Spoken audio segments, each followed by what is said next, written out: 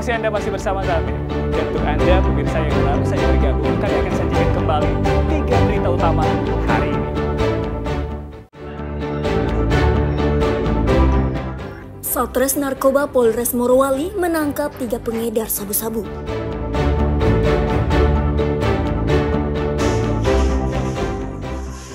Warga Dolago menemukan puluhan amunisi di belakang rumahnya.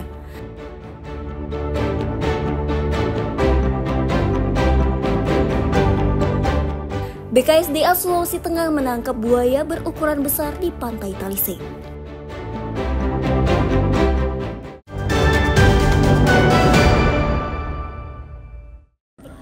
Dinilai meresahkan dan membahayakan aktivitas nelayan di pesisir pantai Teluk Palu, seekor buaya berukuran 2,5 meter ditangkap menggunakan perangkap. Evakuasi dilakukan Balai Konservasi Sumber Daya Alam Sulawesi Tengah. Namun, buaya yang terperangkap ditemukan sudah mati.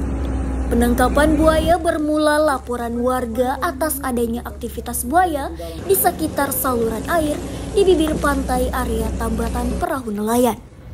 Tim BKSDA Sulteng pun turun ke lokasi untuk memasang perangkap pada Senin 28 April 2025 dengan niat melakukan evakuasi dan dipindahkan ke penangkaran.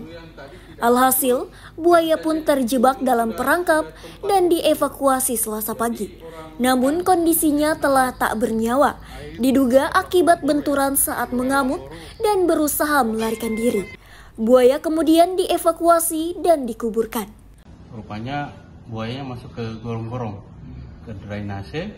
Jadi kita langsung inisiatif untuk pemasangan kandang jebak.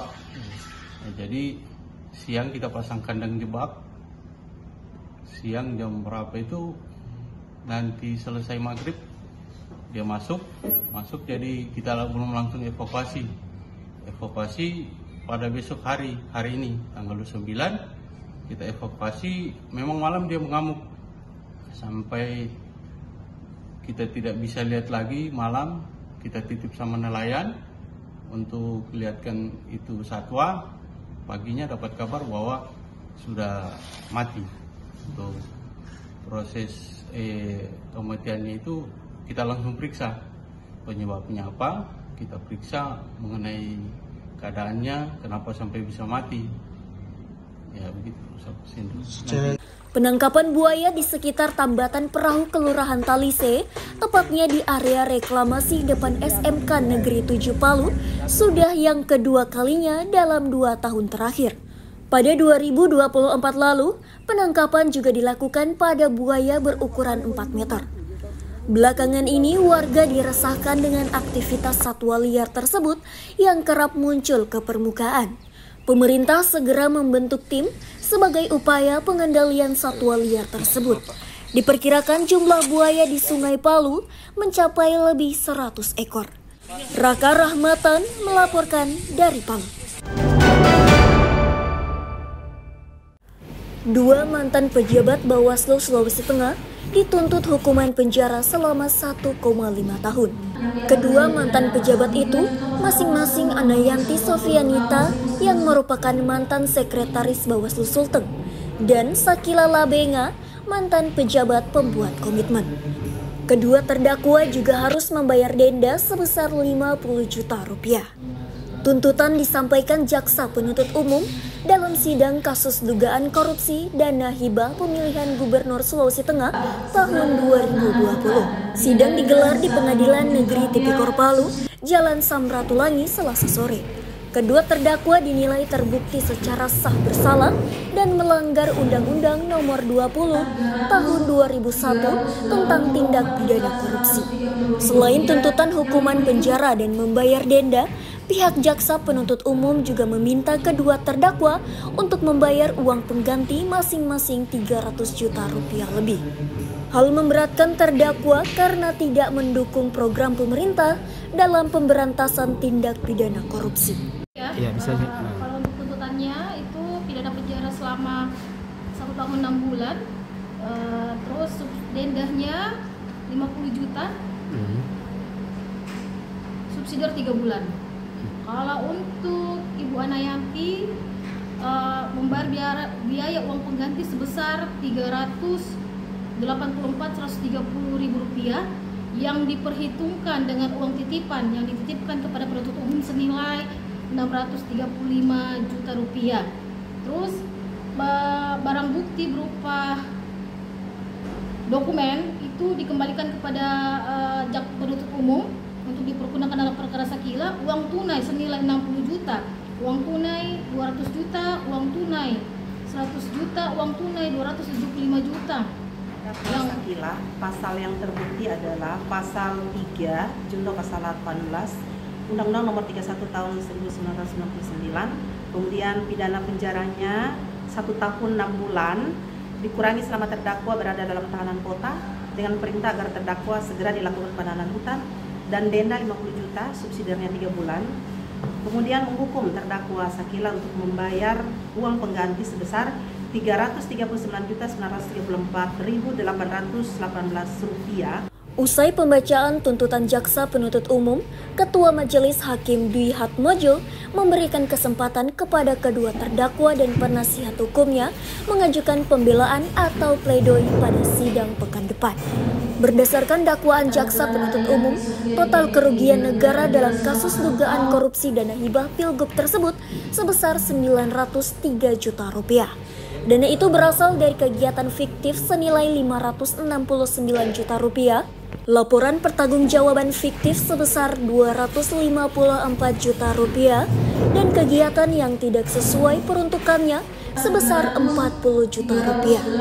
Ikram Boya Oge melaporkan dari Palu. Kabar baik bagi para penggemar olahraga tenis lapangan di Kota Palu. Kini lapangan tenis bertaraf nasional berdiri di kampus Universitas Tadulako Palu. Hadirnya lapangan tenis megah ini diharapkan mampu mendulang bakat serta menjaring atlet tenis potensial asal bumi Tadulako.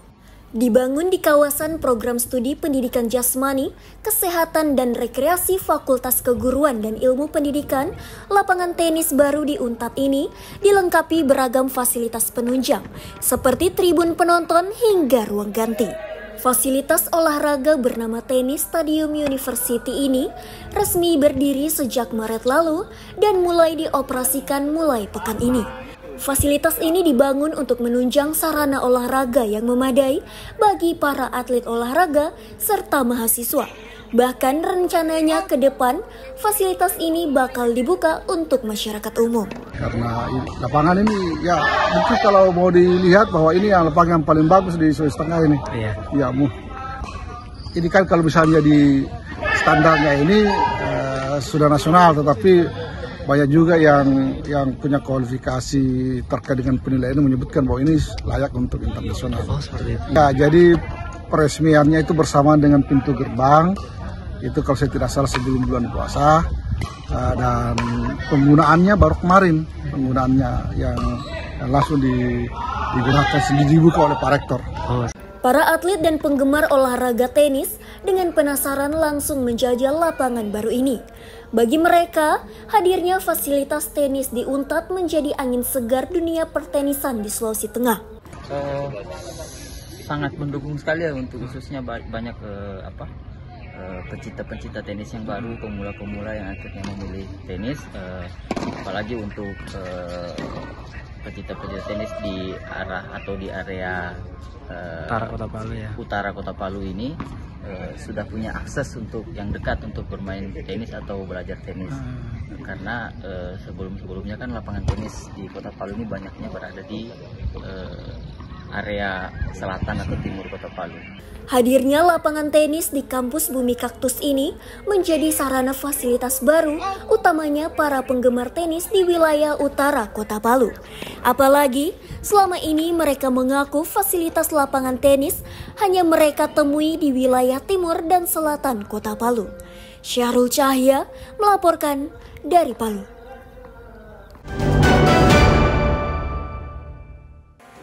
Informasi tadi mengakhiri kebersamaan kita di Berita Sultan hari ini. Mewakili rekan kerja yang bertugas, saya Aling Talamoa mengucapkan terima kasih atas kebersamaan Anda. Selamat beraktivitas, sampai jumpa, Songgom Puasi, Tabe.